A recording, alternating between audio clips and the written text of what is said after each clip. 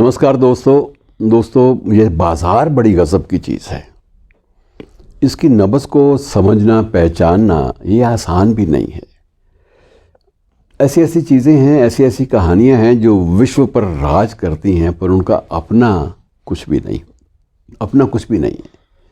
और जैसे अब बहुत ज़िक्र होता है कई बार, कुछ एक कंपनियों का जो टैक्सियां चलाती हैं, ओला जैसी कंपनियां, और ओला कंपनी के पास अपनी एक भी टैक्सी नहीं है, लेकिन ओला, उबर और बहुत सारी और ऐसी हैं सर्विसेज जो टैक्सी सर्विस के नाम से ही जानी जाती हैं, और जितना भी प्रॉफिट होता है, मुनाफा होता है, उसमें उनका भाग होता है। और उसी भाग के भाग्य हैं कि ओला, उबर जितनी अमीर हैं, समृद्ध हो चुकी हैं, उतनी वो ड्राइवर कभी समृद्ध ज़िंदगी भर नहीं हो सकता, चाहे वो 4 टैक्सियां ओला, उबर को सौंप दे, लेकिन उसका मुकद्दर उसके साथ रहेगा, और ओला, उबर अपने ढंग से। मैं एक तीसरी चेन की बात आपके सामने दिलचस्पी भरी वो प्रस्तुत करना चाहता हूँ, और वो है जे मारियट होटल्स की। मित्रों, जे मारियट होटल्स की परंपरा भी बड़ी अजीब है। ये जे मारियट होटल का जो श्री गणेश है, वो भी एक आम आदमी से हुआ, बिल्कुल सीधे साधे 1920 में। जॉन, पूरा नाम है जॉन बिलार्ड, और जॉन बिलार्ड एक आम आदमी था। पैदल ही वाशिंगटन की सड़कों पर घूम रहा था। गर्मी पड़ रही थी, उसे महसूस हुआ कि यदि कोई राहत भरी जगह हो तो कम से कम ये तो ज़रूर है कि थोड़ा सा सुस्ता तो ले आदमी। तो ये आने जाने वाले आम आदमियों के लिए, और जो बाहर से भी घुमक्कड़ आते हैं, पर्यटक आते हैं, उनके लिए भी कोई राहत देने वाला कोई जगह तो, कुछ स्थान तो हो। और उसने सोचा कि चलते फिरते कोई रेस्टोरेंट टाइप चीज़ें ऐसी आरंभ की जाएं। तो उसने छोटा सा प्रयास किया, उसे सफलता मिली, और उसके बाद सफलता जो थी उत्पादों में थी, उसके हाथों में एक जादू जिसे कहते हैं वो था।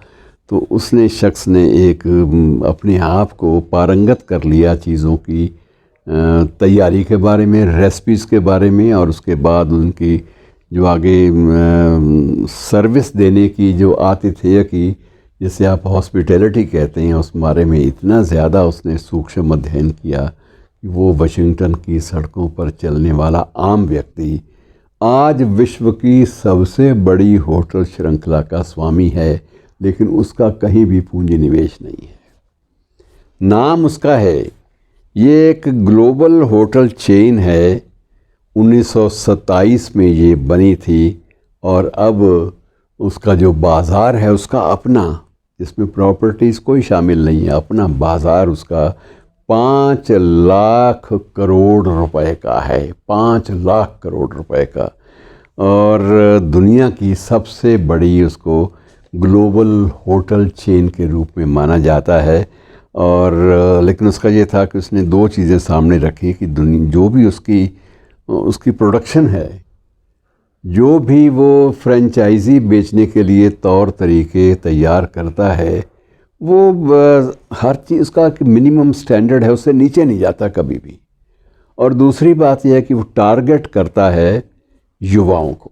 उसे पता है कि युवा लोग जो हैं, जो चाहे बिजनेस में हैं, चाहे वो स्टडीज़ टूर पे हैं, चाहे वो पर्यटक हैं, वे लोग जिस तरह की चीज़ें पसंद करते हैं, जिस तरह का रहन सहन पसंद करते हैं, जिस तरह की वो आरामदेह ज़िंदगी बिताना चाहते हैं अस्थायी रूप से, वो सारी की सारी उसने एक नक्शा खींचा, और उस नक्शे को बड़े बड़े होटल चेन को बेचा। और शर्त ये थी कि फ्रेंचाइजी मेरी है तो नाम मेरा चलेगा। और उनको ये स्वीकार्य था पूंजी निवेश करने वालों को कि अगर नाम कोई भी चले, हमें तो निवेश से मुनाफा चाहिए। मुनाफा अगर हमें कोई चीज़ दे जाती है तो हम उसका स्वागत करेंगे। और आज मित्रों, सफलता का ये है कि 30 ब्रांड हैं, और 139 देशों में 139 देशों में मैरियट के होटल्स हैं। वह मैरियट जो वास्तव में कहीं नहीं है। मुझे वो पुरानी एक कविता भी याद आती है, वेटिंग फॉर गोदो ब्रेख्त की।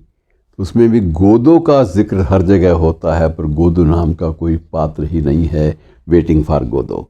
तो मित्रों, यहाँ तो सब कुछ है, यहाँ JW भी है, यह मैरियट भी है, ये सभी कुछ हैं, नाम वही है, लेकिन स्वामित्व किसी का भी हो, मुनाफा इसका होता है ज़्यादा। और 139 देशों में ये सेवा जो है पूरे अधिकार के साथ हावी है।